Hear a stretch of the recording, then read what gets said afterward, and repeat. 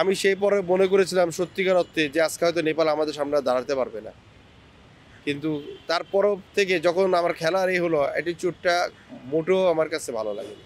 এটা আমরা কেউ এক্সপেকটেশন আমাদের মধ্যে নাই যে আমরা কেন একই জিনিস একই ভুল বারবার কেন হবে। সবাই চিন্তা করে যে একটা ভালো রেজাল্ট এত দর্শক যখন এত কষ্টের মধ্যেও আসে সবাই এই লুকিয়ে থাকে একটা জয়ের জন্য। তো এই জয়টা আসলে আমরা দিতে পারছি না। সবচেয়ে সত্যি কথা যে সে সবসময় পজিটিভ এবং সে সবসময় কথা বলে যে আ টিমকে ইন্সপায়ার করে যে যেটা হয়েছে এটাকে তো আমি ফিরে পাবো না। কিন্তু এখান থেকে শিক্ষা নিয়ে আগে যেটা যেতে হবে। তো আসলে ও ওর যে মেন্টালিটি এই মেন্টালিটির সমকক্ষ আমরা এখন ওই পর্যন্ত যেতে পারিনি। আমি মনে করি নিজেকে যে আমাদের আরো সাথে মানিয়ে নেওয়ার জন্য আরো নিজেদেরকে বিল্ড আপ করতে হবে। হামজার যে গোলটা দেখলেন বাইসাইকেল কিক, বাংলাদেশের ইতিহাসে এরকম গোল খুব একটা দেখা যায়নি এবং সেটা নিয়ে ফিফাও পোস্ট করেছে। মাঠে যখন ছিলেন ওই মুহূর্তটা কেমন ছিল?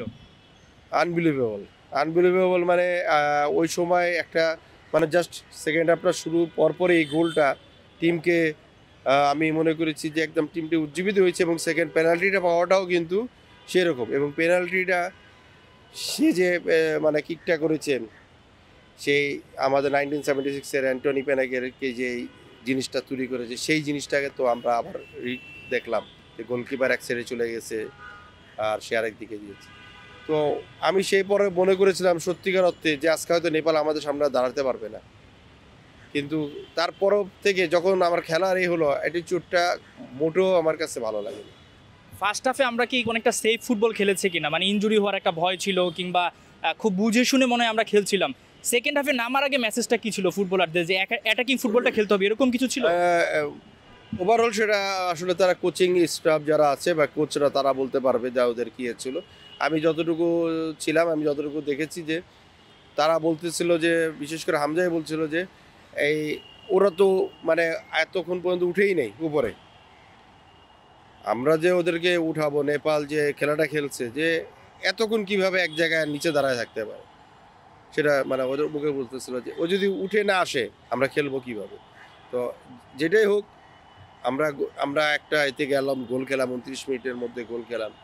হামজা তো আছেই সাথে সবাই মিলে যখন ওরা কথা বলতেছিল তখন বুঝতেছিলাম যে তারা চাচ্ছে যে অ্যাটাকটাই যেন প্রথম থেকেই শুরু হয় যেন অ্যাটাকের এটা কোচ থেকে নিয়ে সবাই একই করলো যে অ্যাটাকটা আমাদের আরও উপরে যেতে হবে আরও করতে হবে কারণ মাঠের থেকে খেলার সময় থেকে যখন থেকে বলছিল সেটা কাজ করতেছিল না কিন্তু এখন একত্রিত সবাইকে নিয়ে বসে যখন কোচ আর হামজা সবাই মিলে ব্রিফ করতেছিল তখন মানে আমরা সেকেন্ড হাফের এটা মনে করছিলাম যে সেকেন্ড হাফে গিয়ে হয়তো কিছু হবে এবং হয়েছেও তাই। তো সেটাও একটা এবং একটা গোল সব কিছু মিলে একটা ভালো দিক ছিল। ইনজুরির আপডেটটা বলবেন, দলের কি অবস্থা? আপনি জানেন সর্বদা একটা ম্যাচের পর অনেক প্লেয়ারই ইনজুর থাকে আর গতকালকের মাঠটাও কিন্তু বেশ হার্ড ছিল কারণ এই কয়েকদিন মাঠের পরিচর্যা করা হয় নাই। গতকালকেই মাঠে যারা কাজ করে তারা জাস্ট মাত্র রোল করেছে সেখানে ওয়াটারিং বা যেগুলি যা জিনিস ছিল সকাল থেকেই আমাদের যারা লজিস্টিকে যারা আছে সার্বক্ষণিক চেষ্টা করেছে যতটুকু এই মেকআপ করা যায় ঘাস কাটা থেকে শুরু করে রোল করা সব কিছুই করা ছিল কিন্তু তারপরও পর্যাপ্ত ওইরকম তৈরি হয়নি। তো এই গ্রাউন্ডটা খুব প্লেয়ারদের জন্য এফেক্ট করছিল বোথ টিমেরই। ওরাও সেম নেপালের যারা ছিল তারাও সেকেন্ড হাফে যেয়ে কিন্তু এরকমই করেনি যেন ওরা সেফ ফুটবল খেলেছিল।